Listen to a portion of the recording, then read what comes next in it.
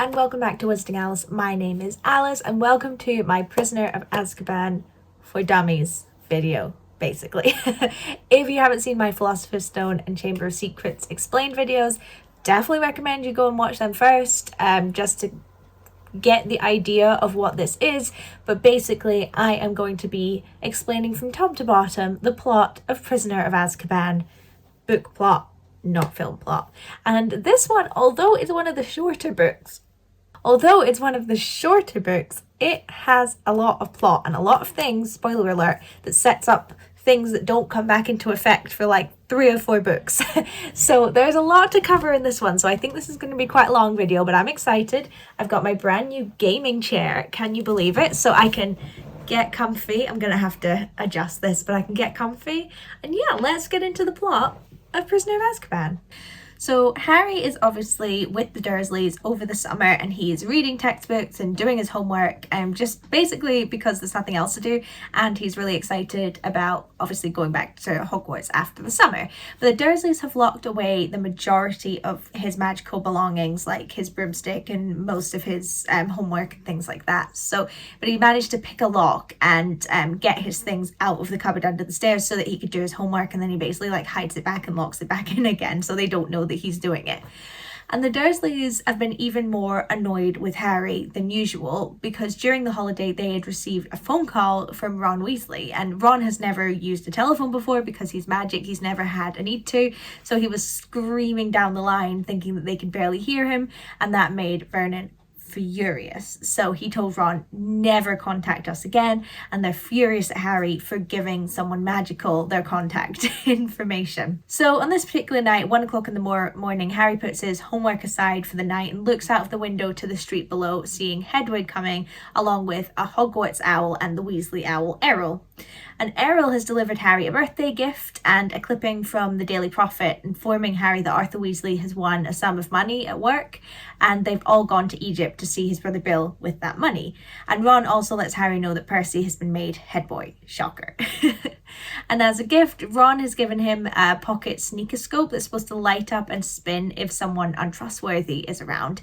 And Ron said it's been going off all holiday, but that might be because Fred and George keep pulling pranks on Percy. Hedwig has brought a message from Hermione, who's been spending the holiday in France with her parents, and the Hogwarts owl was from Hagrid, and Hagrid has given him a large, hairy book that snaps whenever you try and open it, called the Monster Book of Monsters, and Hagrid's note just says it'll come in useful this year. The final letter from Hogwarts has Harry's book list for the year, and it also tells him that students that are 3rd year and up can go to the local wizarding village of Hogsmeade on certain days, as long as you have a signed permission slip from a parent or guardian. And Harry doesn't feel particularly confident that he's going to get his form signed. So when Harry goes down for breakfast the next morning, the Dursleys are watching the news, and the news shows a very unkempt, scary looking man who has apparently escaped from prison and is very dangerous and is on the loose. Although, as Vernon exclaims, what use is that? Why are you telling us to watch out for this guy when you won't tell us like what his crime was, what prison he's escaped from, whereabouts he is? They need more information than that, but that's all they get. And it's revealed at that point to Harry that Vernon's sister, Aunt Marge, is coming to visit. And Harry is very unhappy about this because she's never treated him nicely and has always tried to make sure that Harry knows that she prefers Dudley because obviously he's her biological nephew. And Vernon tells Harry that he has to stay in line, be polite when she's there, and follow the story that he goes to St. Brutus's school for badly behaved boys, essentially. Obviously making up for the fact that he doesn't go to the same school as Dudley. Where does he go? Well, they can't say Hogwarts, so they say he goes to this school. And Harry's like, okay, I'll do that as long as you sign my permission slip at the end of her trip, which Vernon agrees to. And all too soon, Aunt Marge arrives, instantly treating Harry like a servant and doting on Dudley. And at dinner one night, Aunt Marge insinuates that the reason Harry is so messed up is because he had messed up parents. And Harry tries to ignore it, but in his rage makes Marge's wine glass blow up, like completely shatter. And the Dursleys are furious and panicking, but Marge believes that she accidentally did it herself because she was holding it too tight. And the Dursleys make up that neither of Harry's parents worked because obviously they couldn't explain explain to Marge what they really did and that they were good for nothing, causing Harry to see red and yell at the whole table. And before he knew it, Aunt Marge was starting to swell in front of his face, like ballooning up until she started to float around the room. And it's chaos with everyone shouting. So Harry's like, well, I've messed up. So he takes advantage of this commotion and runs upstairs to get his stuff. Vernon meets him in the hallway as he's leaving with his suitcase and his and headwig and everything else. But Harry threatens him with magic if he doesn't get out of the way, and he's able to leave, heading down the street without a plan. So after walking for a while, Harry eventually collapses in a street, realizing he has no idea what to do, where to go, who to speak to, and he starts to panic. He's also just done magic outside of school, although not intentionally, so he will likely be expelled from Hogwarts as well. So he's really panicking at this point. So he decides that he needs to find a way to get to London so he can take all his money out of Gringotts. So if he needs to go start a new life somewhere, at least he's got some money. He's thinking maybe I can go and live with Hagrid, although that doesn't really please Harry all too much. Before he can think how to get to London, however, Harry notices a pair of eyes in the dark alleyway across from him, and when he lights up his wand, he sees that the eyes belong to some kind of massive, hairy creature, and it's very frightening. And in a panic, Harry steps backwards and falls over his trunk, arms flailing around, and all of a sudden there's a bang, and a lopsided double-decker, more like triple-decker bus has appeared in front of him. And the conductor gets off the bus and informs Harry that it is the night bus for stranded witches or wizards, and because he stuck out his wand arm accidentally, the bus came to him. And the conductor's name is Stan Shunpike, and the driver is called Ernie.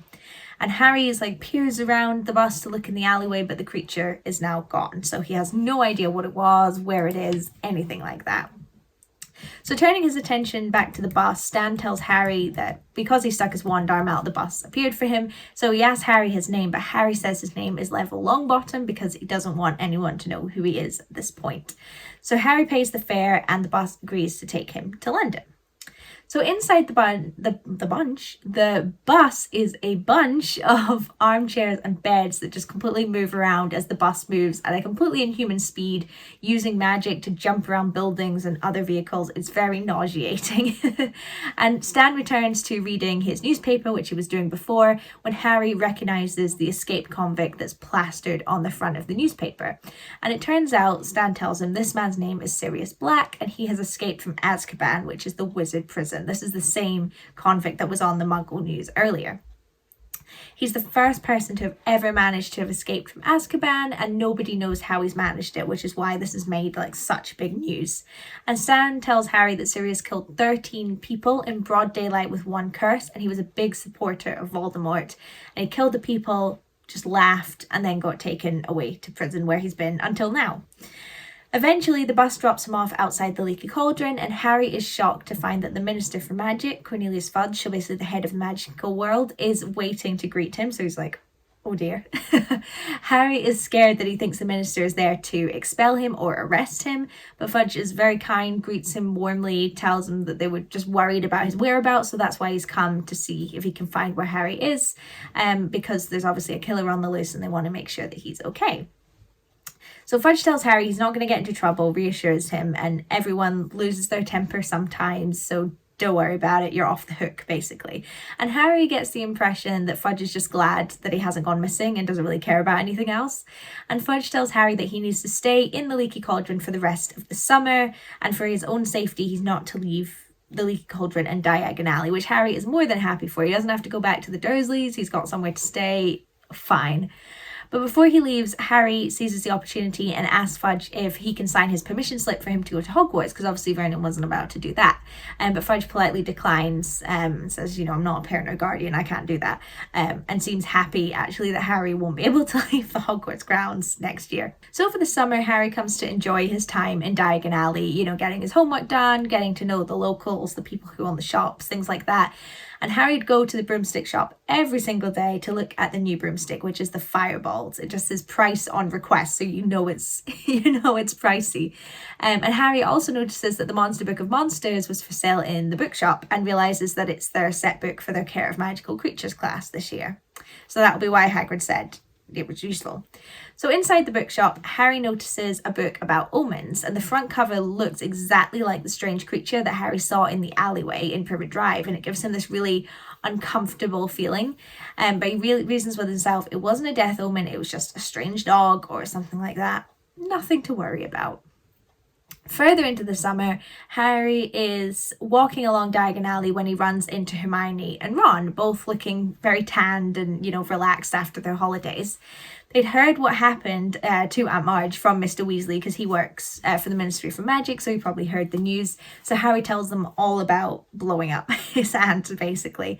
And they tell Harry that the Weasleys and Hermione are also staying at the Leaky Cauldron that night so they can all get the train together to Hogwarts the next day.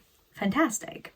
So Harry points out all the bags that Hermione has, like she's been shopping, and it's absolutely bulging with all the textbooks. And Hermione points out that she's taking more classes this year than the rest of them. She's been given special permission to take a few more classes. And Harry and Ron don't understand how she's going to have time to get everything done. Like, they've got a full timetable. How can she take any more? But Hermione's like, I'm confident. Don't worry about it. So they're like, okay, fine.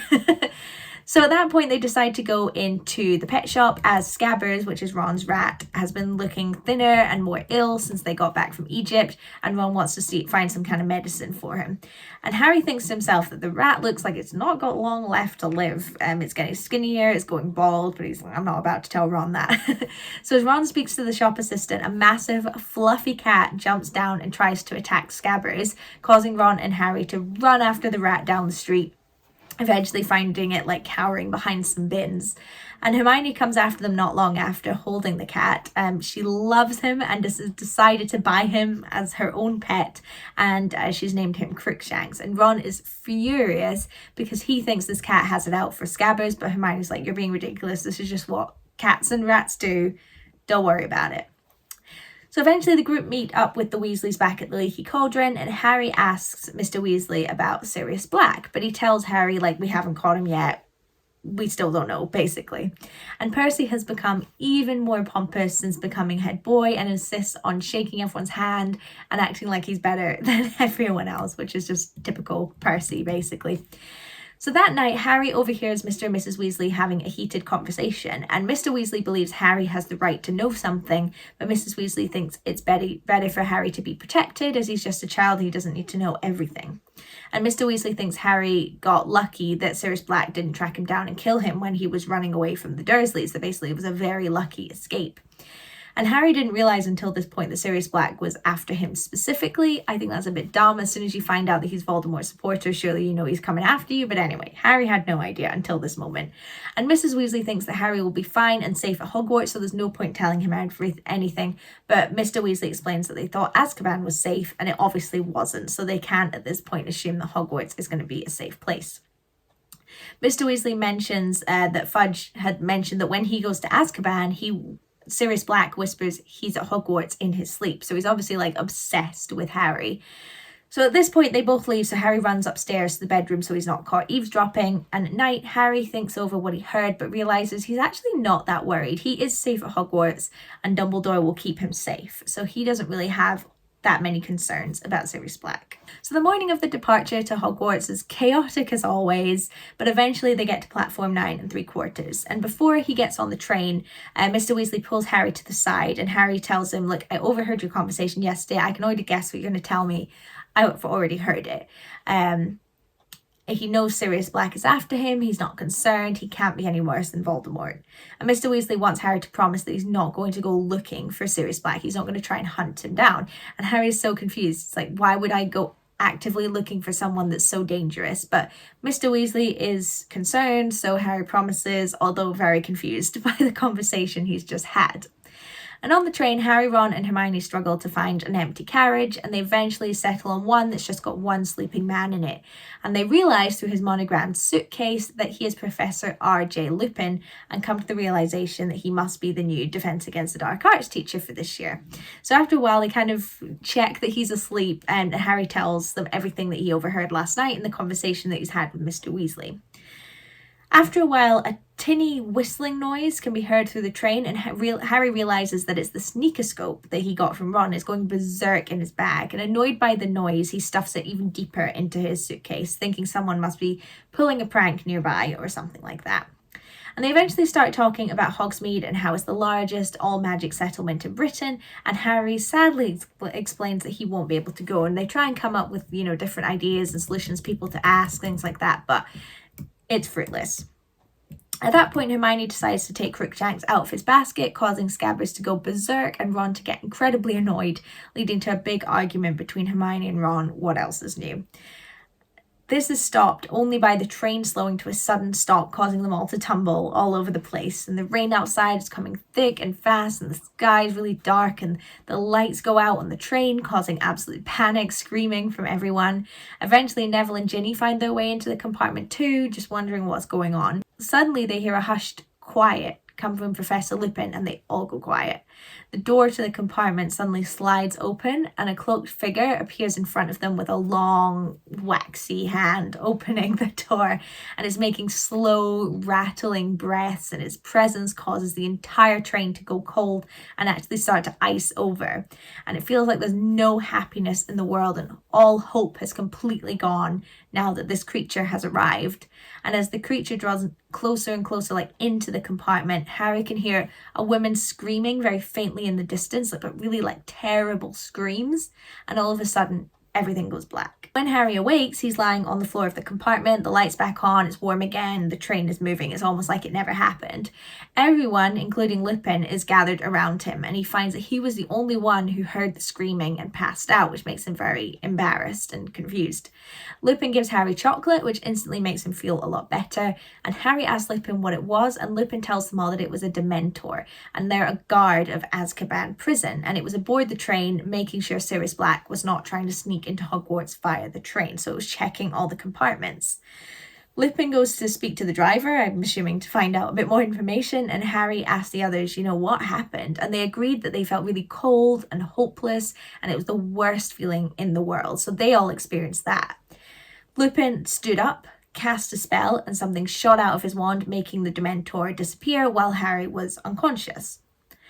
Eventually, the train reaches Hogsmeade and they make their way up to the castle for the start of term feast. And Malfoy, Crabbe and Goyle catch up to them and make fun of Harry for fainting, although apparently Malfoy himself was absolutely terrified. When they get to the front entrance, Professor McGonagall catches up to them and asks to speak to Harry and Hermione in private, leaving them all a little bit confused. So when they get to her office, Madame Pomfrey is there and she comes to check on Harry. He's been called up because Professor McGonagall found out he fainted. Harry's incredibly embarrassed. He assures her that he is fine, especially after Lupin gave him some chocolate. And Pomfrey is glad to hear that Lupin knows what he's talking about, that, giving him chocolate was the correct solution there. And as Harry leaves, Professor McGonagall says that she wants to speak to Hermione privately, and so he goes to the Great Hall for dinner. And during their dinner, Professor Dumbledore gets up for a speech and mentions that the Dementors will be guarding Hogwarts at the request of the Ministry of Magic to make sure that Sirius Black doesn't get in.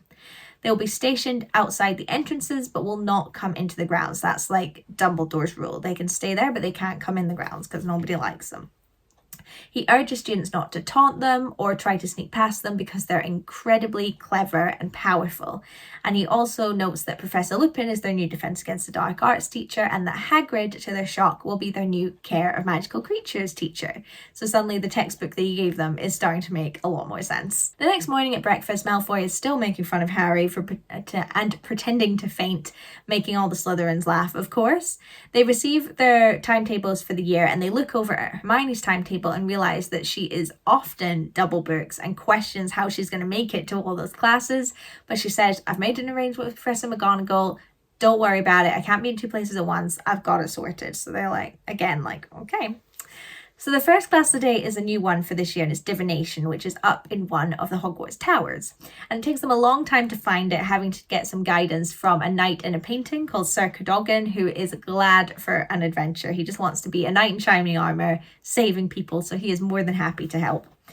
Eventually they find it and climb a ladder into Professor Trelawney's classroom, which is full of candles and cushions. It's very dark and perfumed and makes them all very sleepy. And Professor Trelawney has large glasses that magnify her eyes and a real wispy, washy air about her. She explains that they likely won't have seen her much before because she tends to stay in her tower. She doesn't often go down and have dinner with all the teachers or anything like that. And she is a seer, so she can see into the future and she doesn't want too many thoughts invading her mind, so she tends to keep to herself. She says divination is all about trying to read the future, and Harry and Ron think that she's absolutely barking mad. And Trelawney tells them that she knows that the class will be disrupted in February with the flu, and at Easter, one of the class will leave them forever. She also tells Lavender Brown that the thing that she's been dreading will happen on the 16th of October. So everyone's a bit like, okay. So their lesson for the day is to read tea leaves to see their future. And Ron and Harry partner up. Both find that they don't really see anything in the tea leaves and think that the whole thing is absolute nonsense. Trelawney comes over at one point and looks in Harry's cup, and she is shocked and looks scared and drops the cup and tells Harry that she sees the Grim in it. And the Grim is the omen of death that looks like a giant dog. And Harry's stomach drops, not because he necessarily believes her, but this is the third or fourth time that this grim creature has come up recently, because he's seen the dog before. But Hermione states loudly that she doesn't think it looks like a Grim at all, and Trelawney tells her that she most likely does not possess the gifts for this class. So this is the first time Hermione's really ever been told that she's not immediately great at something. So class ends and they all discuss how crazy the class was, and Harry is feeling pretty scared. They head into Professor McGonagall's class and she realizes that they're not acting like their normal selves. So when she finds out that they've just come from divination, she's like, okay, who did she predict to die this year? And Harry tells her it was him, and she says Trelawney predicts a death of a student every year, and so far none of them have come true. And she clearly doesn't have much respect for Trelawney or her subject. So Harry feels a lot better about this now. And Hermione hated divination, and she also doesn't believe a word that Trelawney said either. And she said she would prefer it if she could spend more time in her arithmancy class. But Harry and Ron are confused because she hasn't been to an arithmancy class yet. So they're very confused about how this whole timetable thing is working. After lunch, they have their first Care of Magical Creatures class with Hagrid, and it's with the Slytherins, unfortunately. They head down to the forest and meet Hagrid there with Fang, who takes them to a clearing with a massive half-horse, half-eagle creature, which is a hippogriff, and this one is called Buckbeak. Hagrid mentions that they need to use the Monster Book of Monsters, but he's really dejected, when he realizes that nobody has been able to open the book. It's too vicious. And he tells them that obviously you just have to stroke the spine.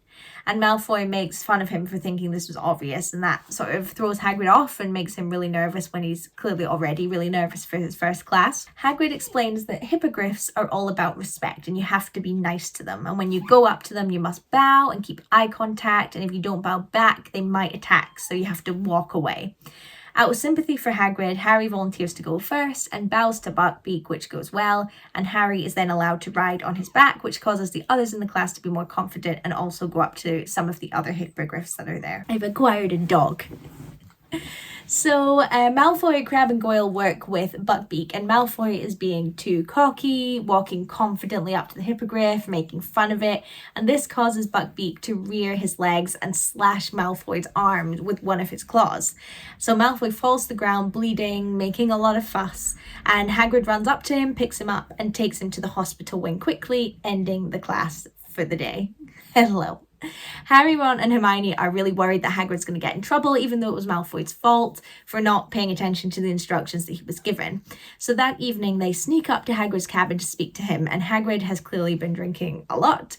He hasn't been fired, but feels like it's only a matter of time. They find out that Malfoy's totally fine, but he keeps saying his arm is in agony, trying to make it seem worse than it is. A few days later, in potions class, Malfoy returns to the class, talking loudly about how painful it was and how bad a teacher Hagrid is, and his arm is in a cast despite definitely not needing one. And during class, Malfoy states that to Snape that he can't chop anything because his arm is in a cast, so Snape makes Ron do it, making them absolutely miserable. During the class, Seamus Finnegan tells Harry that the Daily Prophet has reported that Sirius Black was spotted recently not far from the castle, and Malfoy asks Harry if he's going to try and catch Sirius Black for revenge, and he would if he was in Harry's position. But Harry's confused by this and thinks Malfoy's just trying to get a rise out of him, like, why would I want revenge? Like, I don't know this guy. So as they all leave the class, they realise, Ron and Harry realise that Hermione has disappeared from right behind them. She was just there, but she runs up in front of them from a staircase out of breath, and they're very confused about how she went from being in the class behind them to in front of them from somewhere else. But before Hermione can explain anything, her bag breaks under the weight of all her textbooks, and she insists that she's fine, she's managing her schedule just fine.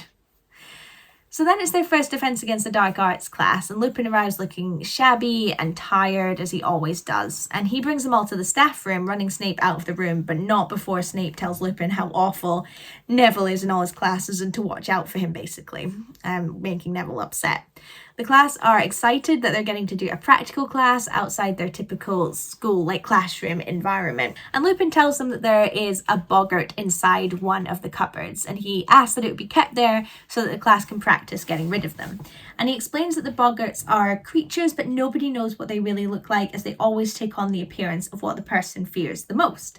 So the only way to get rid of them is with a spell, which is ridiculous. And you must cast the spell while thinking of a way to make the thing funny, as laughter confuses a boggart because they expect screams. Lupin tells them that they're each going to take turns, with Neville going first, as Lupin believes that Neville has a lot more to him than Snape believes. He wants to give Neville a chance to prove himself, basically. So Neville tells him that his biggest fear is Professor Snape, and they decide that the boggart will appear as Professor Snape. So the way to make it funny is to have Snape appear in Neville's grandmother's clothes. So soon enough, Snape steps out of the cupboard looking imposing. Neville shouts the spell, and the class burst out laughing as he's wearing women's clothing. The rest of the class take turns, with the boggart becoming, a spider with roller skates on, a mummy falls over its own bandages, and eventually it's Harry's turn, and he steps up to the boggart, and immediately Lupin jumps in front of him, causing the boggart to turn into a large glowing orb. And after casting Ridiculous, the orb expels air and disappears back into the cupboard. And Lupin very quickly wraps up the class, and everyone leaves in high spirits, stating what an amazing class it was, best class they've ever had. But Harry, however, is really confused as to why Lupin didn't let him take on the boggart. Did he think Harry was weak because he passed out on the train and couldn't handle it? He's just not too sure. Before long, Defense Against the Dark Arts is most people's favourite class, with them studying lots of interesting things like red caps and kappas, and word has spread that Snape had appeared in their class wearing Neville's grandmother's clothes, putting Snape in an even worse mood than normal. And Hagrid has them learning about things like flubberworms to try and keep the class more safe. Wood calls a Quidditch team meeting. He explains that this is his last year at school, so it's his last chance to win the Quidditch World Cup, basically, and he's really, really keen to do so. As such, they start training really frequently. And one evening, when Harry returns from practice, he finds that the first Hogsmeade weekend has been announced, making him upset because he can't go. Hermione is sitting by the fire with Crookshanks, and Ron tells her to be careful with him as he has Scabbers in his bag. And almost immediately, as if the cat understood what Ron was saying, Crookshanks runs for Ron's bag and tears it apart, causing Scabbers to run away. Janine! This causes Hermione and Ron to once again have a huge argument and stop speaking to each other. And Ron says that the stress of the cat being around is causing Scabbers to get very ill, whereas Hermione says it's just the nature of a cat. The next day they enter Transfiguration and find that Lavender is crying, and it turns out her pet rabbit back home has died, and she exclaims that Trelawney was right. Something she was dreading did happen. And after some questioning from Hermione, it turns out her rabbit was young and healthy, so she hadn't been dreading it at all, so Trelawney didn't predict the future. And Ron explains that Hermione just doesn't care about other people's pets, so she wouldn't understand. After Transfiguration, Harry goes up to Professor McGonagall and asks if she can sign his Hogsmeade permission slip as head of house, but she's really regretful and says she can't. She's not a parent or guardian, but is genuinely sorry she can't be of more help because she understands what Harry's home situation is like. On Halloween morning, the students head down to Hogsmeade, leaving Harry alone with the first and second years in the castle. And Harry is quickly accosted by Colin Creevey, so Harry heads off in a different direction to avoid him, just sort of wandering around the castle. And eventually he finds himself outside Professor Lupin's office, who invites him in for a cup of tea. And Lupin seems to immediately understand why Harry doesn't have permission to go to Hogsmeade and offers Harry a drink, and Harry asks why Lupin wouldn't let him face the boggart, and Lupin said he thought it would show up as Voldemort and this would cause a panic in the class. And Harry is really pleased to hear that it wasn't, because Lupin thinks he wasn't strong enough, quite the contrary. Harry reveals that he thinks his boggart actually would have shown up as a Dementor, and Lupin says this shows that what Harry fears the most is fear itself. And at this point, Snape comes in and drops a potion off for Lupin. And once he's gone, Harry tells Lupin that he doesn't trust Snape, he doesn't think he should drink it, but Lupin says Snape makes this potion so he can stay healthy and is happy to drink it, although seems very amused that Harry doesn't trust Snape very much. Eventually, Harry leaves and meets back up with Ron and Hermione for the Halloween feast, and they had a great time, and they bring him back loads of sweets from the sweet shop and tells him all about Hogsmeade. After the feast, they head back up to the Gryffindor common room to find everyone waiting outside. They're like, why isn't anyone going in? But as they reach the front, they see that the fat lady's portrait has been ripped to shreds and she has disappeared. She is out of the picture. And Dumbledore arrives and speaks to Peeves, who claims that he's seen the fat lady hiding on another floor in a different portrait. And she's been saying that Sirius Black tried to get in, but when she wouldn't let him in because he didn't have the password, he destroyed the portrait in anger. Sirius Black is in the castle. So because of this, all students were sent to the Great Hall and had to spend the night sleeping in there, being kept safe by the teachers and the head boy and girl. Pretending to be asleep, Harry, Ron and Hermione overhear a conversation between Percy, Dumbledore and Snape, and Dumbledore confirms that they've searched everywhere in the castle and they don't believe he's still there. He must have left, although they can't figure out how he managed to get past the Dementors. And Snape believes that Sirius could have got into the castle with inside help, but Dumbledore shuts this idea down quickly. He does not think that's the case. The fat lady's portrait was taken off the wall and has been replaced with Sir Cadogan, who was the only portrait who was willing to take up the job.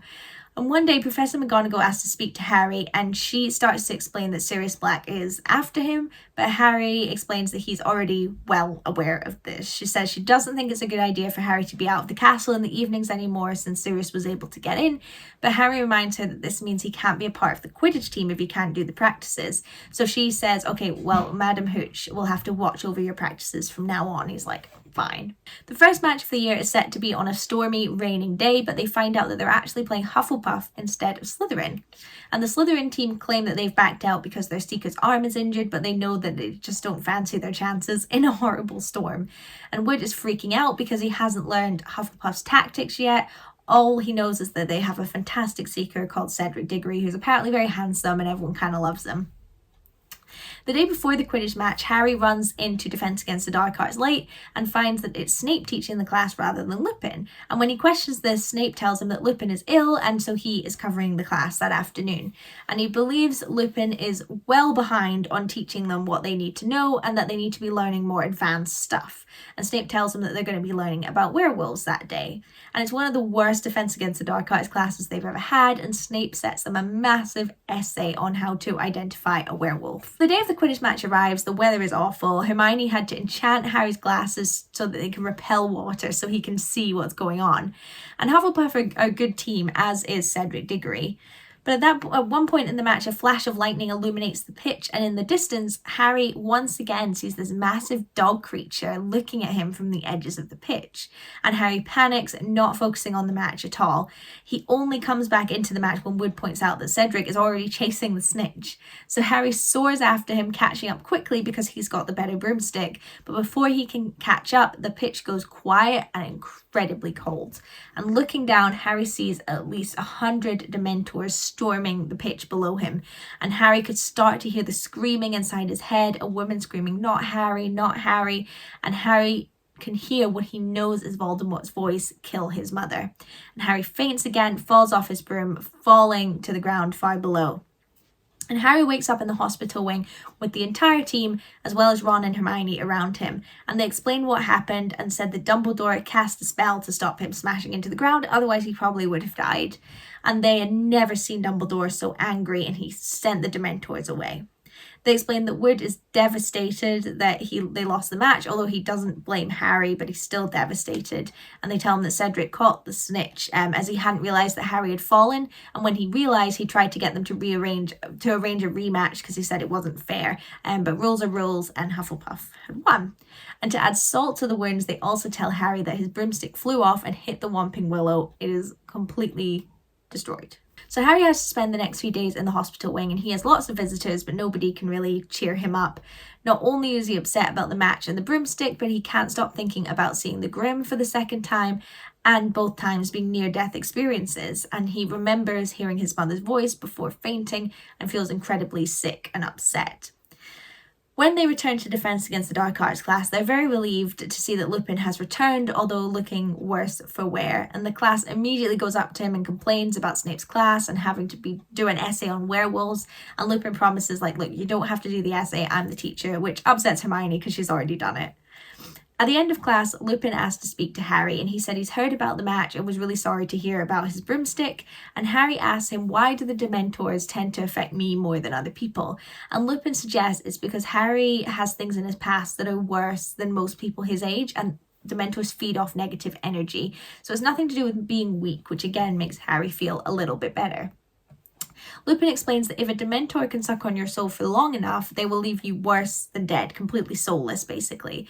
And Lupin's really upset to hear that Harry can hear Voldemort murdering his mother. And Lupin thinks that the Dementors entered the grounds because it was too tempting. There was too many excited souls to feed off of. Harry tells Lupin that he wants to be able to do something about it and stop the Dementors should this happen again. And he doesn't want to hear the screaming anymore. So Lupin tells him that there is a spell, Expecto Patronum, but it's incredibly complicated and not many people can do it, including adults. But Harry's really keen to try it, so Lupin agrees to give him some lessons. After this, Harry's luck takes a turn, especially as Ravenclaw beat Hufflepuff in the next Quidditch match, meaning Gryffindor are not out the running for the cup yet. Hermione and Ron agree to stay in Hogwarts over Christmas. Hermione claims she has lots of work to do, and Ron claims he doesn't want to be around Percy, but Harry knows that they want to keep him company and is really grateful for this. On the day of the next Hogsmeade trip, Harry is wandering the castle when he bumps into Fred and George. And when asked why they're not going to Hogsmeade, they said they wanted to give him a gift before they go. And they give him a piece of blank parchment that they claim they stole once from Filch's office.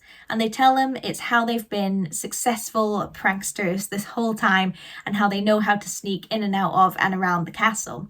And it's called the Marauder's Map and appears by stating, "I solemnly swear that I am up to no good." And at that point, a map of Hogwarts appears showing where everyone is in the castle, and Harry is stunned by this. And the title says that the map was made by Messrs. Moody, Wormtail, Padfoot and Prongs. Using the map, Fred and George show Harry that there are many routes in and out of the castle into Hogsmeade. However, most Filch know about or are blocked up, but there's one Harry can take by sneaking into a statue of a humpbacked witch, and it will take him up to Honeydukes, which is the sweet shop in Hogsmeade. And to turn the map off, you just say "mischief managed." Fred and George leave Harry with the map, and without thinking, Harry follows it along to Hogsmeade. And when in Honeydukes, he finds Ron and Hermione looking at all the sweets and sneaks up to them, giving them a fright when he speaks. And he explains the map to them both, and Ron is annoyed his brothers never gave it to him, whereas Hermione is concerned about it and worries that Harry could be in danger if he's out in Hogsmeade. Hermione explains that he has to let Professor McGonagall know, as Black could be using one of these passages to get in and out of the castle, and Harry explains that Black would have to know about the passage in the first place and would have to get past the Dementors in Hogsmeade first. Ron and Hermione show Harry around Hogsmeade, showing them all the shops, especially the Shrieking Shack, a scary-looking abandoned building on the hill. And rumour has it it's haunted, and the locals have heard screaming and wailing coming from the shack. The weather takes a turn, so they go into the Three Broomsticks, which is a pub that sells butterbeer, which is a firm favourite with the students. As they're enjoying their drinks, they see Professor McGonagall, Hagrid, Flitwick and Fudge enter, and Harry freaks out. They can't see him, so he hides under the table, so they don't know that he's snuck out of the castle, and Hermione enchants a Christmas tree to hide them from view as the teachers sit in the table next to them. And Fudge tells the assorted group that he's in the area because of Sirius Black's break into Hogwarts, and explains that they are no closer to finding him or figuring out how he's sneaking around. And Madame Rosmerta, who's the owner of the Three Broomsticks, has now also joined their conversation and explains that she can't believe Sirius Black turned evil. He was always so friendly when he was at school. And she explains that you never saw Sirius Black without his best friend, James Potter. They were never apart. And Professor McGonagall said they were both very clever, but a pair of troublemakers, not unlike the Weasley twins. Fudge explains that Black was the best man at the Potter wedding and that Black was named as Harry's godfather when he was born.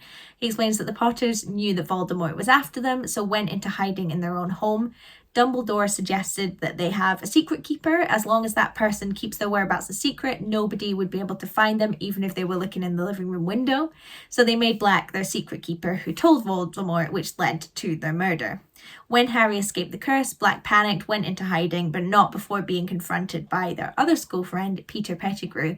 And he was a shy, mousy boy who couldn't really stand up for himself and was always hanging around James and Sirius. But he stood up to Sirius in broad daylight, who blew him and a bunch of muggles up.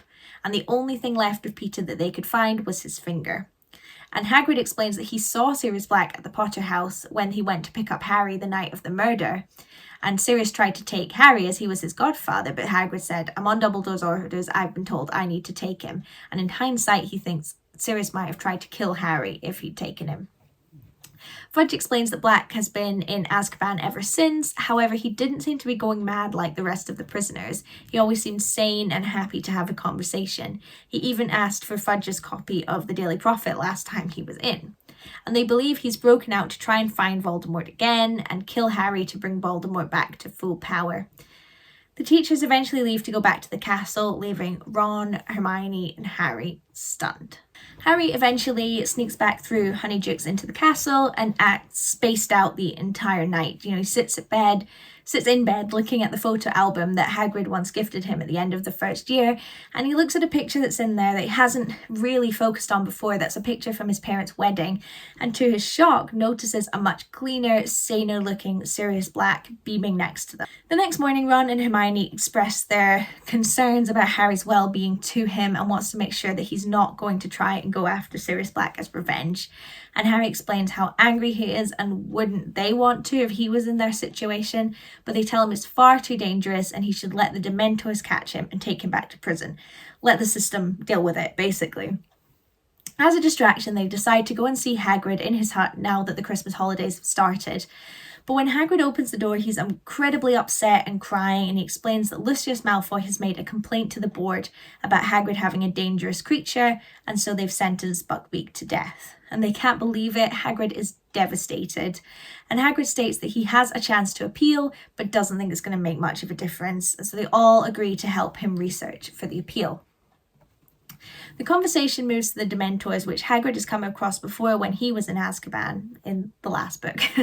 They ask him what it's like there, and he says it's the worst place on earth. You never feel happiness, you feel completely hopeless.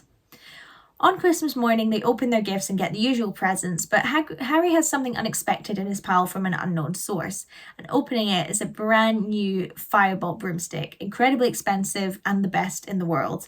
And they both can't believe Harry's luck, and him and Ron are so excited to try it. They try and guess who might have sent it, but don't feel that Dumbledore would. It wouldn't be fair. Don't feel like Lupin could afford something like that, so they're really not sure. When they show Hermione, she is less than pleased and feel that they should report the unexpected gift, which Harry and Ron thinks is totally insane.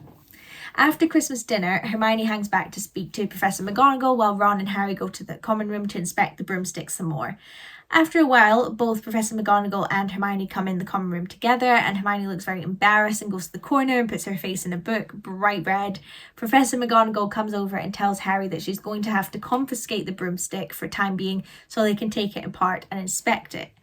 Horrified when Harry asks why, Professor McGonagall states that both her and Hermione believe that the broomstick might have been sent to him by Sirius Black and is very likely cursed. Although Harry knows that Hermione means well, it doesn't stop him and Ron being annoyed with her. And when Oliver Wood comes back from the holidays, they tell him about Harry's gift and what happened, and he immediately rushes to Professor McGonagall and pleads for her to give the broomstick back. But McGonagall says they're just going to have to wait for all the relevant checks to be done first. And Harry tells Wood that he's going to start working with Lupin on the Dementor problem to make sure that what happened at the last Quidditch match does not happen again. And when Harry confirms their first private lesson date, Ron and Harry mention to each other that Lupin still doesn't look very well and might even look worse than he did at the start of term. Hermione tucks behind them, and when they confront her about it, she claims that it's obvious what's wrong with Lupin, but she won't give them any more information because they're still fighting. When Harry meets up with Lupin that night, he explains that he has found another boggart, which is the next best thing to practicing with an actual Dementor, as the boggart will become a Dementor when it goes in front of Harry, so that's what they'll use to practice. And Lupin explains that the Expecto Patronum charm works when someone thinks of a very happy thought. If done right, a person's Patronus, which is a spirit animal basically, will come out and chase away the Dementor. He reiterates to Harry it's a very complex spell. Many adult wizards and witches are unable to do it, but they'd give it a try, and Harry is really, really keen to master it. So throughout the night, they give it a go several times, but each time Harry faints and hears the screaming. Eventually, Harry also starts to hear his dad screaming too. So Lupin gives him chocolate each time and suggests they stop for the day, but Harry is insistent that they keep practicing. And Lupin explains that he was actually friends with Harry's dad when he was at Hogwarts and seems upset at what Harry keeps hearing, but Harry wants to keep going. By the end of the session, a soft wisp has come out of Harry's wand, making the Dementor pause, and Harry doesn't pass out anymore. So they're both really ecstatic with that progress and decide to leave it there for the night as it's exhausting. As Harry is leaving, he says to Lupin that he must have known Sirius Black as well if he was friends with his dad.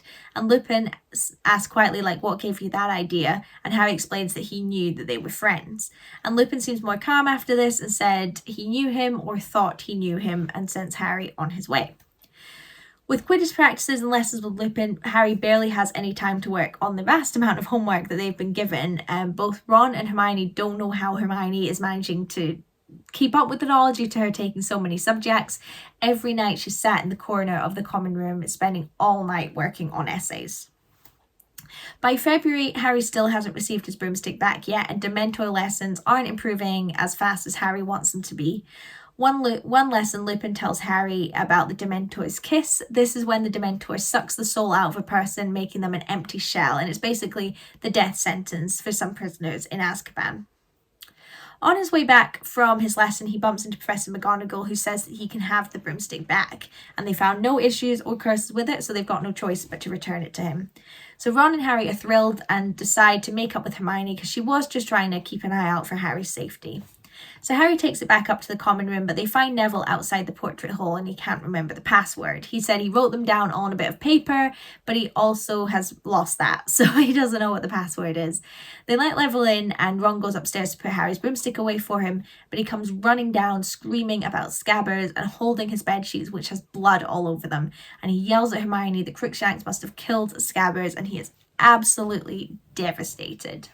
Ron and Hermione have never argued so much and are now completely not talking to each other. So Harry was sure that their friendship's completely over. He doesn't see how they can come back from this. Harry himself was also sure that Crookshanks had eaten Scabbers, but when he brought this up to Hermione, she just said she knew he'd take Ron's side. So to cheer Ron up, Harry lets him practice on the firebolt, which they both enjoy using out on the pitch in their free time. Madam Hooch has to oversee all of these and all their practices and would often compliment Harry on the broomstick. She was just as interested in it as anyone else. During the next Quidditch match, Quidditch practice, Wood tells them that their match against Ravenclaw is coming up and their seeker is Cho Chang, who is really good but rides an inferior broomstick. They have a really good practice that day, and Wood is really confident that they're going to win the next match as long as Harry has sorted his Dementor problem, which Harry assures him he has, but Harry's not so sure himself. As Harry and Ron walk back from practice one night, Harry notices a pair of eyes gleaming out of the darkness of the Forbidden Forest. He lights up his wand and sees that it's Crookshanks hanging out in the entrance. Ron throws something at Crookshanks in his anger, causing the cat to run away. And while Ron is walking up complaining about the cat, Harry is just relieved. He was really sure he'd seen the Grim again, but it was just Crookshanks. The Ravenclaw Quidditch match goes well and the weather is much better compared to their last match. Jo follows Harry often around the pitch and Harry can't help noticing how pretty she is. Wood yells at Harry to stop being a gentleman and knock her off her broom. Before long, however, Harry hears the crowd reacting to something and looks down to see 3 tall Dementors on the ground below him looking up at him. And without even thinking, Harry pulls out his wand and yelled Expecto Patronum. Something silvery comes out of his wand and heads towards the Dementors, but he doesn't look. He focuses on reaching his hand out and catching the snitch. Gryffindor win the match. When Harry comes down to the ground, he finds that the Dementors were not in fact Dementors, but were in fact Malfoy, Crabbe and Goyle and some other Slytherins dressed up as Dementors trying to get Harry to faint during the match so that they would lose. Professor McGonagall is screaming at them for pulling such a mean prank and Harry's just over the moon at the results of this day. The common room hosts a rowdy after party to celebrate the win. Everyone is celebrating, apart from Hermione, who's reading in the corner by herself. Harry tries to encourage her over, but Hermione is panicking about how much she has to do for all her classes. The party finally ends when Professor McGonagall comes in and tells everyone, all right, it's enough now, go to bed. That night, Harry has a really strange dream about riding a broomstick through strange locations and is only awoken when he hears a loud, terrified scream coming from inside the dormitory. On waking up, Harry hears the door slam shut and finds that Ron is sitting there as the source of the scream. And he's sitting in his bed looking terrified, and the curtains of his four-poster bed have been violently slashed. Ron yells that he woke up to Sirius Black standing over him with a knife in his hand, and they all think, like, you must have been dreaming, but he swears it was true, and how else could they explain the curtains? At this point, most of Gryffindor Tower are awake. Everyone goes into the common room to see what's going on, and this commotion causes Professor McGonagall to come back in again, annoyed that they're still making noise, and Ron informs her that Sirius Black has just been inside the tower. Professor McGonagall confirms the story by going and speaking to Sir Cadogan. He confirms that, yep, I let Sirius Black in. He had a bit of paper with the password on it. If he said the password, I have to let him in. And Professor McGonagall angrily asks who left a list of passwords lying about, and poor Neville raises his hand. The castle's once again searched head to toe, but Professor McGonagall informs them that Sirius Black has once again escaped. The school tightens down security, with teachers being more vigilant and enchanting the front doors to recognise Sirius Black. The fat lady also begrudgingly returns to her position guarding Gryffindor Tower, and security trolls have been hired to pace the corridor. Harry asks Ron if he thinks he should tell someone about the secret corridor to Honeydukes, but Ron said they know if Honeydukes is broken into, so he can't have been using it, and Harry is relieved because he really doesn't want to give up the secrets of the map. Meanwhile, Ron is enjoying all the attention he's getting from his story and is exaggerating it the more and more he tells it. Everyone wonders why Black ran away. When he realised he had the wrong bed, why didn't he turn to Harry and kill him then and there? But they reckon that it must have been because Ron's scream would wake everyone up, so it was best to flee while he still could before there were people blocking his way. Neville, unfortunately, bless him, has been banned from all Hogsmeade visits, received detention, and was not allowed to be told the password to enter the tower, so he has to wait for someone else to let him in. His grandmother also sent him a howler, bless him. They visit Hagrid not too long after, who tells them that the trial for Buckbeak is on Friday, and Ron and Harry feel very guilty and apologise that they haven't been more helpful in the case, and Hagrid doesn't mind, but does tell them off for how they've been treating Hermione, who has been helping him lots with the case, and has told him how ostracised that she's been feeling recently. When they get back to the common room, they find that another Hogsmeade weekend is coming up, and Harry agrees that he's going to sneak in with Ron. Hermione overhears this and tells Harry that if he goes, she'll tell Professor McGonagall because he's putting himself in danger. And this makes Ron incredibly angry again, and they argue even more. The morning of the trip, Ron and Harry say goodbye, and Harry grabs his invisibility cloak and heads towards the statue of the witch. But before he can get there, he runs into Neville, who's also not allowed to go to Hogsmeade. So he's thrilled to see Harry. He's like, great, we can hang out together, but Harry manages to evade him. And Snape catches Harry and Neville around the statue and seems very suspicious that they're hanging out there and sends them on their way. So once Harry gets rid of Neville, he heads back to the statue and makes his way to Hogsmeade and finds Ron. Together they visit Hogmeade's shops, such as the joke shop Zonko's, before heading to the Shrieking Shack. Before long, however, they hear voices coming up the hill and Harry throws his cloak on. It's Malfoy, Crabbe and Goyle, and seeing Ron alone start to tease him and make fun of him. So hidden behind them, Harry grabs a handful of mud and throws it right at Malfoy's face, causing Ron to crack up. Malfoy, Crabbe and Goyle think it's a ghost because the Shrieking Shack is haunted and freak out as Harry throws more and more mud at them. And Harry missteps though, steps on his cloak a little, and the cloak slips off him, revealing his head floating in midair, and the trio scream and run for it.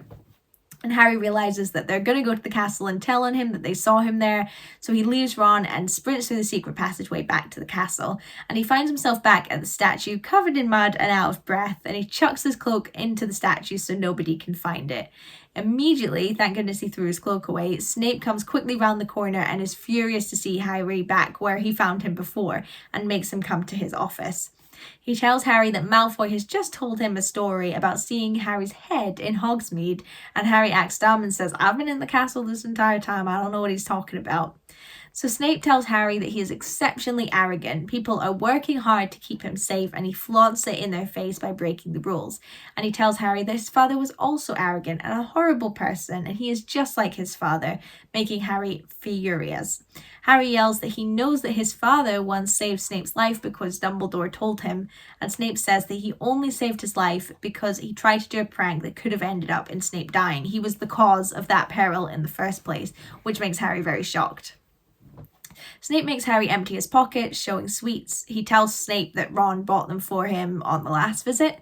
He also has the Marauders map, which Snape takes great interest in, and he tries to figure out how the piece of paper works, but all it says is that Snape should keep his large nose out of other people's business, making Snape very upset. So Snape uses Floo powder to call for Lupin, who arrives seconds later, and he shows Lupin the map, and Harry swears that Lupin recognises it, but he schools his face quickly and says to Snape that he assumes it's a joke map designed to mock whoever tries to open it. Snape feels that Harry got the map from the manufacturers, so Lupin asks if he knows what are they called? Wormtail, Padfoot, Moody, Prongs, and he informs them that he does not. At this point, Ron comes running into the office, swearing up and down that he bought Harry all that stuff. Lupin considers the matter settled and asks Ron and Harry to follow him up to his office. Once they are out of Snape's earshot, Lupin tells them that he knows about the map and is disappointed that Harry didn't hand it in when he found it, especially considering it could help them with Sirius Black. Harry asks why Snape would have thought he got it from the manufacturers, and Lupin explains that the manufacturers would have found it funny to try and lure Harry out of the school. It turns out that Lupin has somehow met the makers of the map before.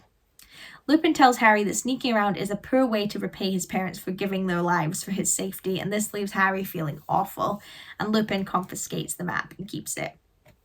They dejectedly make their way back to the common room where they run into Hermione, who tells them that Hagrid lost the case and Buckbeak is going to be executed.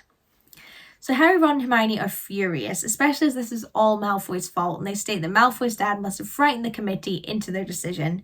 And Ron and Hermione make up at this point when Hermione apologises, and Ron states that maybe now he could get an owl now he doesn't have a rat anymore.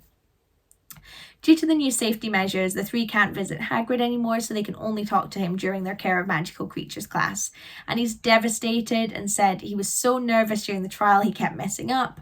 And the conversation makes Hagrid teary-eyed and he blows his nose, and Malfoy states that Hagrid is pathetic, and before anyone knows it, Hermione turns around and smacks Malfoy in the face with all the force she can muster. She goes to hit him again, but Ron holds her back, and Malfoy, Crabbe and Goyle run away, and they all have a newfound respect for Hermione for doing that. They head to Charms at that point, but realise that Hermione is no longer with them, and she doesn't reappear again until lunch, and they eventually find her asleep with her head in one of her books. And they wake her up and ask why she wasn't in class, and she's devastated. She forgot to go. They're like, how could you forget to go? You were literally following us to class. But she hurries off and says she needs to go and talk to Flitwick to apologise and to catch up on what she missed. In divination that afternoon, Trelawney tells them that they're going to start crystal ball gazing, and Trelawney tells them that the fates have informed them that this will come up in their exam, and Hermione states that she sets the exam, so of course she knows what's coming up, and they all struggle to see anything in their crystal balls. So Trelawney looks in Harry's and says that she can see the Grim, but before anyone can react, Hermione shouts that this is absolutely ridiculous. Trelawney turns on Hermione and tells her that she just doesn't possess the gifts for this class, and Hermione agrees and storms out. Lavender points out that Trelawney predicted one of the class would leave, and Harry is concerned that she really did see the Grim again. Even though Hermione has dropped divination, she's still busier than everyone else, and everyone's attention has turned to studying for their upcoming exams. The final match of the year is Gryffindor versus Slytherin, and was very highly anticipated throughout the school. Gryffindors are guarding Harry in the corridors to make sure none of the Slytherins can hurt him and put him out of action. They're taking it very seriously. Nervous, Harry wakes up in the middle of the night and goes to the window to grab some water before trying to go back to sleep. Outside, however, he sees the freaking Grim again by the forest, and when he takes a second look, he sees it's just Crookshanks. So he takes another look and realizes Crookshanks is with the Grim, the giant dog. Is this an omen? Is Harry gonna die? That's what he's thinking. So he wakes Ron up to take a look, but when he gets back to the window, they've both disappeared. The Gryffindor Slytherin game is intense and dirty, with everyone fighting to win, not everyone fighting fair. Slytherin are cheating at every chance they can get, but Harry manages to catch the snitch before Malfoy, leading Gryffindor to win the Quidditch Cup for the year, and it's one of the best moments of Harry's life. While studying for exams, they get a letter that someone from the Ministry is coming to see Buckbeak as well as an executioner. They get a letter from Hagrid. They sit their exams over the next few weeks, causing stress and chaos, but Harry does get full marks on his defense against the Dark Arts exam and struggles but passes the rest. On their way out of their exams, they run into Fudge, and he explains to them that he's there to witness the execution of Buckbeak. And they head off again to their final exam after this. For Harry and Ron, this is divination. They have to go into Trelawney's room and try and predict something. And after a long wait, it's Harry's turn, and he makes up as much as he can and gets out of there toot sweet. Before he leaves, however, Trelawney goes weird and kind of stiff and tells him that it will happen tonight. She says that Voldemort's servant will break free and rejoin his master, and with his aid, Voldemort will rise again. She suddenly snaps out of her daze, and Harry leaves, realizing that he might have just seen Trelawney make an actual prediction. Harry runs to tell Ron and Hermione, but before they can, they tell him they are going to execute Buckbeak at sunset, and Hagrid has told them not to go down for it, but they all agree that they're going to go anyway, but will need to sneak down in the invisibility cloak so they're not caught. After dinner, they go down to Hagrid's, and Hagrid is in a bad way, and they ask Hagrid if he's asked Dumbledore for help, but he says he's got enough on his plate and technically doesn't have any sway with the committee anyway. He is, however, going to come down and be with Hagrid when it happens, and they tell Hagrid that they'll be there too, but he insists that they go back to the castle. At that moment, Hermione shrieks. She's found Scabbers hiding in Hagrid's hut. Ron is delighted and relieved to find him and takes him back. And at that point, Hagrid sees the committee coming down to the hut and tells the trio to go, so they sneak out the back of the hut under the invisibility cloak and head back up towards the castle.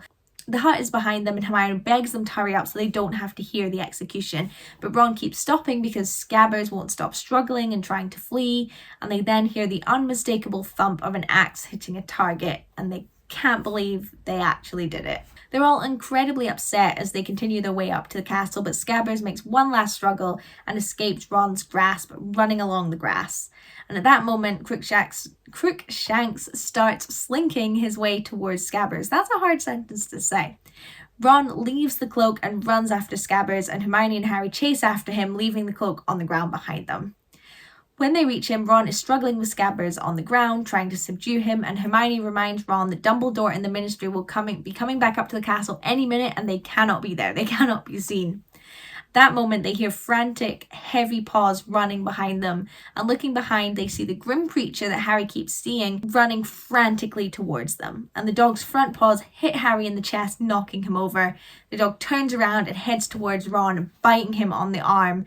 And it tackles him, and Ron is holding Scabbers, who's frantically moving about, and Hermione and Harry are trying to catch him and take Ron back, but before they know it, the dog has pulled Ron into a hole under the Whomping Willow, and Ron, in his fight, breaks his leg in the process. Hermione and Ron try to dodge the swinging branches of the Whomping Willow to follow Ron and the dog, but they just can't get through it.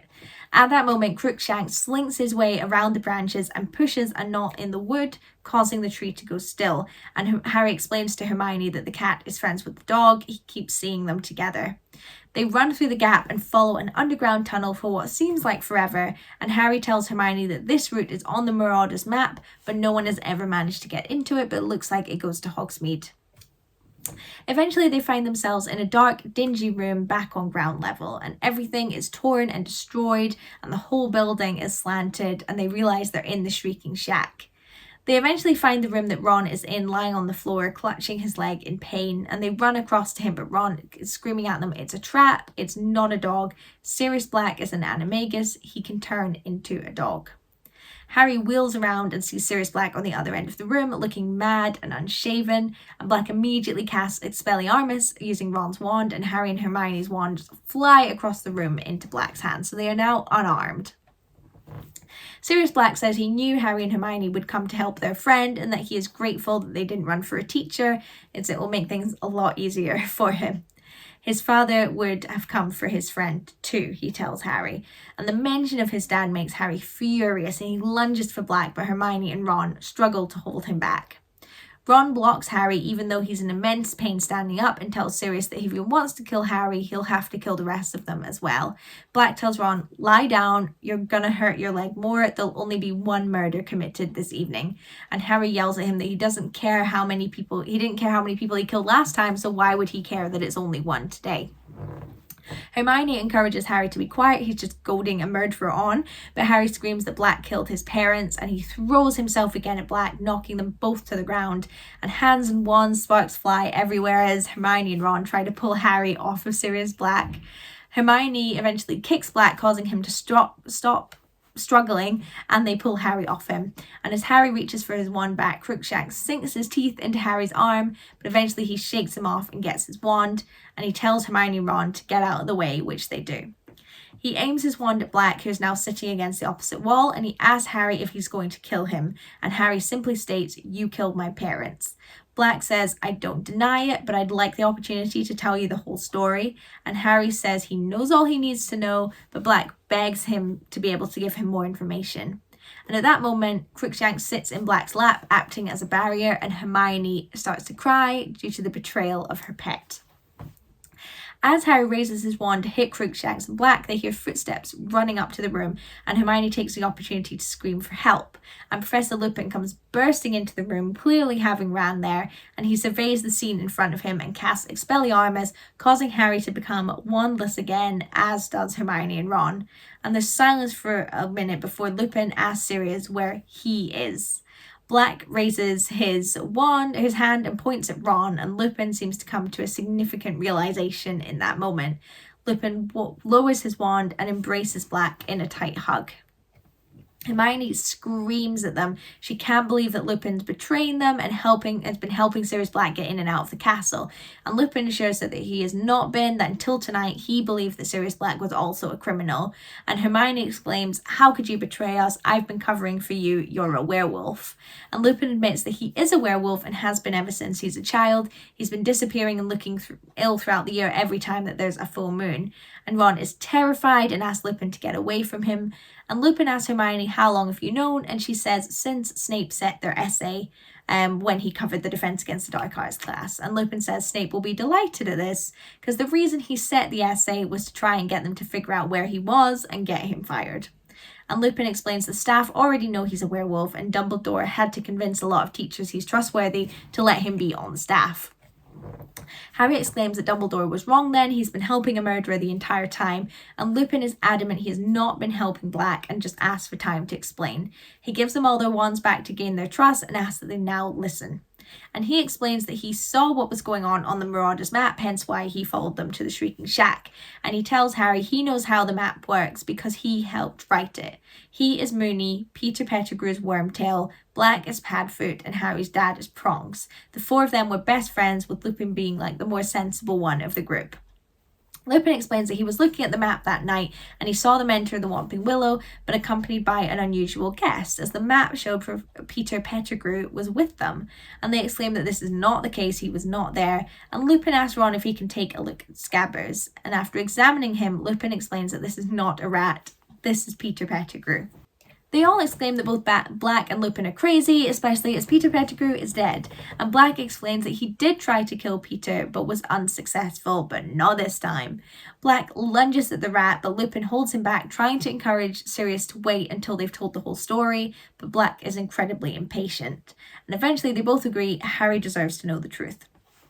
So Black explains that the people who saw him kill Peter don't actually know what they saw.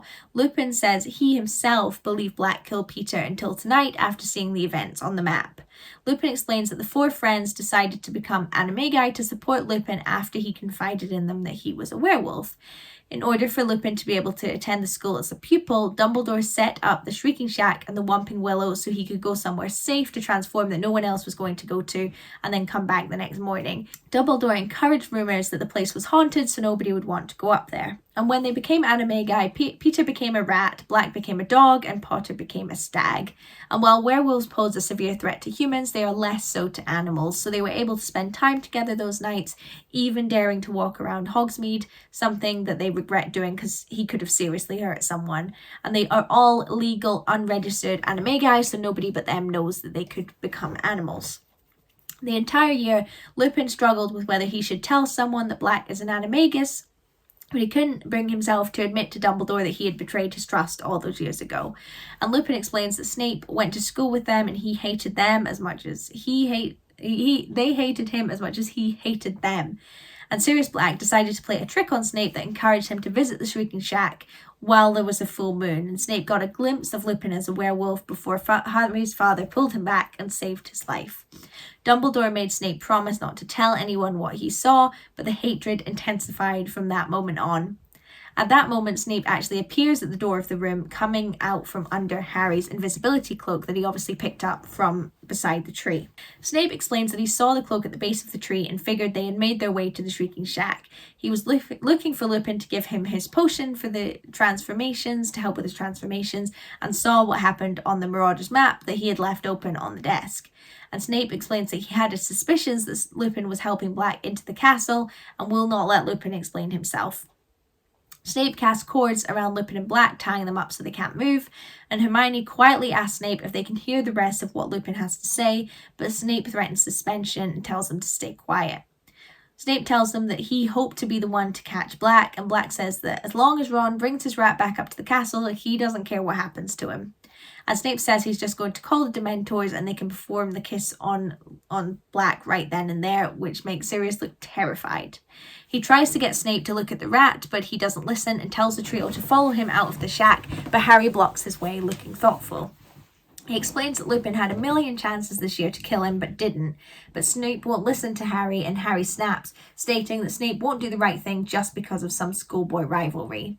Snape tells him that he needs to have respect, he's just saved his life, and to get out of the way. And at that moment, Harry, Ron, and Hermione at once cast Expelliarmus on Snape at the exact same time, causing him to be thrown against the wall and black out with the force of 3 spells at once. Harry unties Lupin and Black and makes it clear that he's not saying he believes them, he just wants the chance to hear more of their story. And Black says they will offer him some proof and ask for the rat, but Ron still won't give Scabbers up. Ron asks how Black knows that it's Scabbers that's Peter and not some other rat, and Black pulls a crumpled photograph out of his robes. It's one from the Daily Prophet of Ron and his family on holiday in Egypt over the summer. He says he got it when Fudge got rid of his old newspaper on a visit to Azkaban, and when he saw the rat in the picture, he immediately knew it was Peter. He saw that Ron was attending Hogwarts, so knew that Peter would be heading there too, and Lupin looked closely at the picture and notices that Scabbers' paw is missing a toe. Black explains that when he cornered Peter on the street, he cast a spell Peter cast a spell to blow off his own finger before causing the blast and transforming into a rat and disappearing, leaving Black to look like the arbiter of the attack. And Ron explains that Scabbers has been like that for a long time, and Lupin points out, yes, it's been exactly 12 years and the rats are not supposed to live that long. And they also point out they bet Scabbers has been looking unwell ever since the news of Sirius Black's escape became well known. Black explains that Crookshanks saw Scabbers for what he was immediately and has been helping Black try and get a hold of him the entire year, and that Scabbers even faked his own death with blood on bedsheets at one point. Lupin explains to Harry that the entire time they thought Black betrayed his parents and Peter tracked him down, but it was the other way around. Harry says he knows that Black was the family's secret keeper, but Black explains that's not actually true. That's what widely believed, but it's not actually true. They knew that Voldemort would assume Black was the secret keeper, so they agreed to make Peter it instead, so it would be unexpected. But it was Peter who ended up telling their location to Voldemort and gave them up, something Black has felt guilty for ever since. Eventually, Ron agrees to hand over Scabbers, who starts to squeal and struggle once Lupin has a hold of him, and they cast a spell on Scabbers, and before they know it, a mousy-looking man is standing in front of them, right where Scabbers once was. Extremely nervous, Peter tries to greet Black and Lupin as if they're old friends who haven't seen each other in a long time, and they realise that he hasn't been hiding from Black for 12 years, but from Voldemort and his supporters. After all, he was the one who gave Voldemort the information that eventually led to his downfall. Hermione asks why Peter has never tried to kill Harry in those 12 years, especially since he's been sleeping in the same room as him for the past 3 years, but Black explains that Peter only does something if it benefits himself. He's suited life as a rat, he's not experiencing any troubles, there's no reason to try and change it, especially as it's believed that Voldemort is now dead. Hermione asks Sirius how he managed to get out of Azkaban, and Sirius explains that he would often transform into a dog. It stopped the Dementors from sucking all the life out of him, so he was able to keep some of his sanity, and knowing that he was innocent also helped. Eventually he got so thin that as a dog he was able to slip through the bars of the cage and escape undetected, as Dementors can't sense animals as well as they can humans, and he's been able to sneak into the castle in the exact same way. Black begs Harry to believe him that he would rather die than betray his parents, and Harry states, "Yeah, I do believe you," and Peter is devastated about this and tries to get them to believe him. Peter tells Lupin that surely Black would have told him if they'd changed the plan, but Black says that they'd had suspicions for a while that there was a spy amongst them and he thought it was Lupin, and he asked for forgiveness, which Lupin gives. Peter tries to seek sympathy from Ron, but Ron is disgusted that he's been sleeping in a bed with a grown man this whole time. Peter tells Harry that his father wouldn't have wanted him dead, so he has to save him, and this makes Sirius furious that he would talk to Harry about his parents after he caused their deaths. Lupin and Sirius go to murder Peter, but Harry tells them to stop. He doesn't think his father would want his two best friends to become murderers. He says they'll take Peter up to the castle, the Dementors can have him instead, which they all agree to. So they head back along the tunnel to the castle. Lupin attaches himself to Ron and Peter, helping Ron hobble his way up along the corridor. Black, Harry and Hermione walk behind them, with Black levitating Snape along the corridor. And they warn Peter that if he tries to transform, they will kill him then and there. As they're making their way along the corridor, Sirius points out to Harry that once they hand Peter over, he will be a free man. He will be completely exonerated. And he offers to have Harry come and live with him in the holidays, and he can be his legal guardian. And Harry is thrilled about this and immediately accepts, making them both very happy. They eventually reappear out of the Whomping Willow and make their way along the grounds towards the castle. And at that moment, however, the clouds part and a full moon becomes visible in the sky. Lupin goes rigid and starts to violently shake, and everyone freaks out, realizing he's about to turn into a werewolf and hasn't taken his medicine that night to stop him being so violent. Sirius tells them all to run, but Harry and Hermione refuse to go without Ron, who can't run because of his leg, but is also chained up to Lupin. So Sirius transforms into a dog form and lunges at Lupin, now a werewolf, fighting him and ripping the shackles off. In the commotion, Hermione screams as Peter Pettigrew crawls away, transforms back into a rat, and scuttles off. He has fled. Harry turns around and sees Lupin running into the forest as a werewolf, and Sirius Black lying wounded on the floor as a dog, but he's ultimately okay. He tells Sirius that Peter has escaped, and Sirius gets up and runs away, trying to find him. The two go over to Ron, who's been knocked unconscious, and they can only hope he's okay. The three are now alone with an unconscious Snape. A lot happens in that minute. They decide they need to get Ron and Snape up to the castle and they can let everyone know what's happened, but that moment they hear a dog in pain and Harry knows he has to go and help Sirius. Harry and Hermione leave Ron and Snape where they are and head towards the noise. They reach the shore of the lake and find Sirius there, crouched on all fours as a person now, repeating no over and over again. Dementors are flying over the lake towards him in droves, moving with speed to catch the prisoner that they've been trying to get this whole time. Harry yells at Hermione to think of something happy and to do the Expecto Patronum spell, but both try, but it's not working, and Sirius is getting weaker and weaker as they start to suck the soul out of his body. Harry and Hermione themselves are getting weaker due to the proximity with the werewolves, with the Dementors, and fall to the ground, struggling to speak anymore. A Dementor comes over to Harry and lowers its hood. There is grey skin over shapeless holes instead of an eye and a mouth. It's nasty. Its hands wrap themselves around Harry's neck so he can't move. As he's about to pass out though, he sees a silvery creature running towards them, causing the Dementors to scatter. Something is driving them back and away. He looks across the lake and sees a figure standing there. Something oddly familiar about this figure, but then Harry goes unconscious. When Harry wakes up, he's in the hospital wing and can hear Fudge speaking, and he's shocked at what has happened and he thanks Snape for his help during the whole ordeal. And Snape tells him that he believes Sirius bewitched Hermione and Harry as they think he's innocent. Both are confused as to what made the Dementors flee. When Snape woke up and got to the lake, they were all already unconscious, so he bound Sirius up and took them all to the castle. At this point, Harry's brain catches up with him and he opens his eyes. He sees Ron lying in another hospital bed, still unconscious, and he turns the other way and sees Hermione lying in another bed, but she is awake and she puts her finger to her lips, tells him to keep quiet so they can listen. Madame Pomfrey comes in at this point and noticing Harry is awake, gives him some chocolate for the Dementor attack. They ask her how Ron is and she tells them he's going to be fine. And Harry gets up and insists that he has to see Dumbledore, but Pomfrey tells him, no, you have to rest, and she won't listen. She tells him that the Dementors will be performing the kiss on Black at any moment now, causing Harry absolute outrage. Fudge and Snape come into the hospital wing at this point, having heard the commotion, and Harry tries to explain what happened and that Black is innocent, but they both believe he's been bewitched and doesn't know what he's saying. At this point, Dumbledore comes in, and again they rush to tell him what happened. Dumbledore says he's just been talking to Sirius Black, and unsurprisingly, he is telling the same story as Harry and Hermione. Snape says the story doesn't make sense because he didn't see Peter Pettigrew at any point, but Hermione notes that he was unconscious for most of the night's events. Dumbledore asks to speak to Harry and Hermione in private, and everyone reluctantly leaves, and Dumbledore tells them that he believes their story, but there's no evidence to back it up, so nobody else is going to believe them. And they say that Lupin can back up their story, but Dumbledore tells them that Lupin is still deep in the forest as a werewolf, and once everyone knows what he is, they won't believe him. There's too much prejudice against werewolves.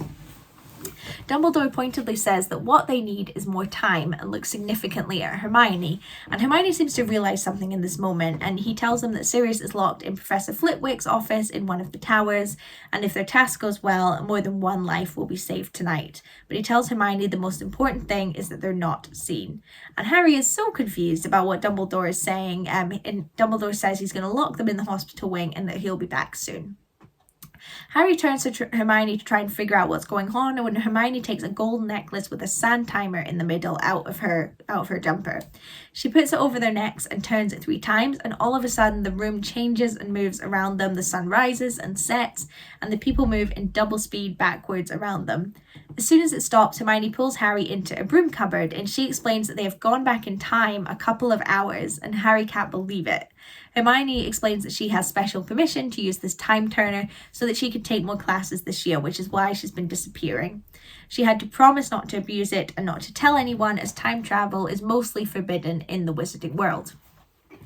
She explains that Dumbledore wants them to go back in time to try to save Sirius, but they cannot see each other. If past them seems current them, then they might think that they're imposters and try and attack them. They don't know where to start, but realise at this time they were heading down to Hagrid's hut, so decide that's the best place to start and head down there. Seeing Buckbeak, they realise that this is the other life that they can save. They can fly Buckbeak up to the tower, and Sirius can flee on Buckbeak. They sneak out of the castle and head around the Forbidden Forest and hide in the trees with a good view of Hagrid's hut. Harry can't believe it when he sees himself, as well as Ron and Hermione, heading down from the castle. And Harry realises, actually, I could just grab Scabbers right now and hand him in, and it would mean all future events don't need to happen. But Hermione insists that they can't. They can't just go storming in. It would cause far too many issues. They have to let things play out, as hard as it might be. When they look again, the trio is sneaking out the back of Hagrid's hut, and the executioner and everyone else has arrived. And they take the opportunity while Hagrid's talking to the group to go up to Buckbeak, who is in the garden, and carefully and quietly untie Buckbeak and lead him into the Forbidden Forest to hide. When the committee comes out, they can't believe the creature's no longer there, but they saw him when they arrived, so they know Hagrid can't have done it. Hagrid is ecstatic that Buckbeak obviously managed to free himself and flee, and at Hagrid's voice, Buckbeak tries to reach him, but they manage to keep him hidden. Once they're all gone, they decide to stay hidden in the forest until Sirius has been captured so they can fly Buckbeak to the tower. They sit there for a few hours before moving a little so they can see the Whomping Willow, and they watch the entire events of the night play out, including Lupin and Snape heading in. As they sit and wait, they talk about why the Dementors might have fled when they were attacking them on the lake, and Harry confides in Hermione that he saw someone on the other side of the lake cast a Patronus, and he thinks it was his father. Hermione is obviously skeptical, and Harry understands, but it really, really looked like him. After a long wait, they see the entire group coming out of the tree and them splitting up as Lupin turns into a werewolf. The problem is, Lupin is running to the forest right towards them, so the 3 of them run for it, eventually making it to Hagrid's hut just in time to hide. The problem is they can't really see what's going on from the hut, so they can't really time anything. Harry tells Hermione that he's going to head to the lake so he can see what's happening, and Hermione tells him to be careful, and she's going to wait in the hut with Buckbeak. When Harry goes to the lake, he can see the Dementors attacking the 3 of them, and he waits and waits and waits, looking for this figure on the other side of the water to appear. He would have to be really close to Harry because he's also waiting on the other side of the water. But nobody appears, and the Dementors are almost finished performing their kiss on the three of them. And realizing nobody is coming, Harry steps out to the lake and roars Expecto Patronum as loud as he can, and a beautiful stag comes out of his wand and storms the Dementors, making them scatter and run away. On the other side of the lake, he sees himself glance over at him before collapsing on the ground. The stag comes back to Harry, and Harry realizes prongs. His dad was a stag, and he's been able to cast a stag, so there's obviously that connection there.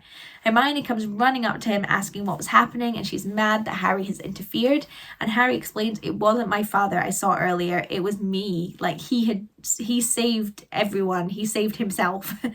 They watch hidden as Snape arrives and takes them all up to the castle, and realise they have about 45 minutes before they need to get back to the hospital wing before Dumbledore locks them in.